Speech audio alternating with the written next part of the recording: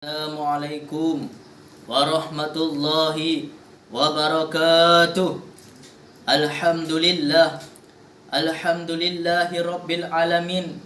Wabihi nasta'in. Wa ala umrid dunya waddin. Wa ala alihi wa sahbihi ajma'in. Allahumma salli ala Sayyidina Muhammad wa alihi wa sahbihi rasulillahi ajma'in. Amma ba'du. Hadirin yang dirahmati Allah subhanahu wa ta'ala, pada kesempatan yang singkat ini, saya ingin membahas sedikit tentang Al-Quran. Al-Quran merupakan kitab Allah yang paling agung. Al-Quran merupakan mukjizat Nabi Muhammad yang paling besar. Al-Quran merupakan kitab yang turun pada malam Lailatul Qadar, di mana pada malam Lailatul Qadar semua para malaikat turun ke atas permukaan bumi ini, sehingga dikatakan bumi itu sesak karena banyaknya malaikat yang turun ke atas permukaan bumi ini.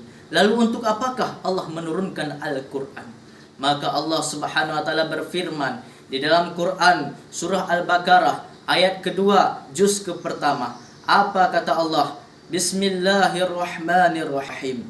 Dzalikal kitabu la raiba fih hudal lil muttaqin.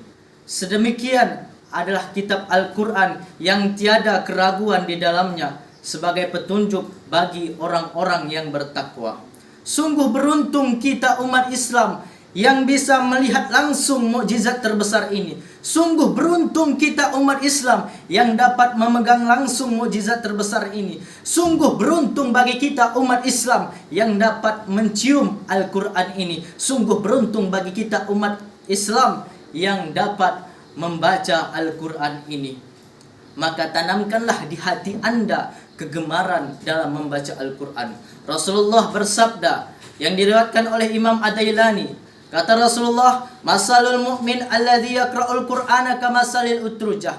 Perumpamaan orang-orang yang mukmin yang membaca Al-Quran itu seperti buah jeruk. Rihuha thayyibun wa ta'muha thayyibun. Ketika kita cium, harum baunya. Wa ta'muha thayyibun. Ketika kita makan, manis rasanya. Wa masalul mu'min alladzi la yaqra'ul Qur'ana kamasalit tamri. Perumpamaan orang-orang mukmin yang tidak membaca Al-Quran itu seperti buah korma. Bagaimana buah korma? Tatkala kita cium, tak ada harumnya buah korma tersebut. Namun tatkala kita makan, manis rasanya. Perumpamaan orang-orang mukmin yang tidak membaca Al-Quran. Wa masalul munafik alladzi yaqra'ul Qur'ana kamasalir raihana. Perumpamaan orang-orang yang munafik adalah seperti raihana. Ketika kita cium, harum baunya, namun tatkala kita makan, pahit rasanya.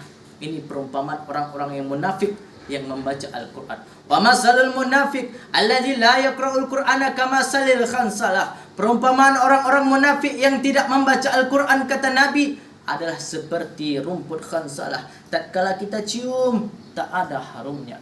Tatkala kita makan, pahit rasanya. Perumpamaan orang-orang munafik yang tidak membaca Al-Quran. Sudah munafik, tidak lagi membaca Al-Quran, maka seperti rumput khansalah, kata Nabi.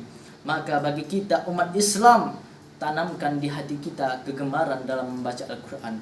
Di dalam pidato yang singkat ini dapat kita ambil kesimpulannya bahwa Al-Quran kitab yang paling istimewa Allah turunkan. Maka semasih ada Al-Quran di sekitar kita, marilah kita tekun, rajin dalam membaca dan mengamalkan isi-isi di dalam Al-Quran. Perahu berlayar di tengah lautan, mobil melintas di atas jalanan. Mohon maaf kalau ada kesalahan. Sampai jumpa di lain kesempatan. Assalamualaikum warahmatullahi wabarakatuh.